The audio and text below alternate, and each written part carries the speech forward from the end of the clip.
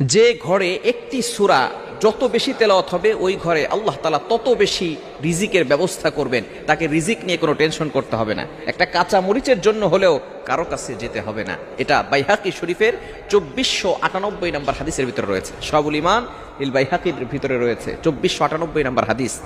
নবীজি সাল্লাল্লাহু আলাইহি ওয়াসাল্লামের সাহাবী হযরত ওসমান রাদিয়াল্লাহু তাআলা আনহু যখন খেলাফত আসলেন, যখন তার শাসনামল চলল, এমন সময় আব্দুল্লাহ ইবনে মাসউদ রাদিয়াল্লাহু তাআলা আনহু তিনি অসুস্থ হয়ে পড়লেন। ওসমান রাদিয়াল্লাহু তাআলা আনহু তাকে দেখতে গেলেন। আমরা অনেক সময় মানুষ অসুস্থ হয়ে গেলে দেখতে যাই না। এটা হচ্ছে নবী সাল্লাল্লাহু আলাইহি সাল্লামের আদর্শ, সাহাবায়ে কেরামদের আদর্শ। যখনই কোনো মানুষ অসুস্থ হয়ে যেতেন, আপনার সহপাঠী, আপনার প্রতিবেশী অসুস্থ হয়ে গেলে আপনি তাকে দেখতে যান, তার জন্য কিছু হাদিয়া নিয়ে যান। সে হয়তো অসহায় অবস্থা আছে, চিকিৎসা করাতে পারছে না, আপনি তার কাছে যাবেন। এটাই হচ্ছে সবচেয়ে উত্তম পদ্ধতি এবং এটা হচ্ছে সুন্নাহ পদ্ধতি। ওসমান রাদিয়াল্লাহু তাআলা আনহু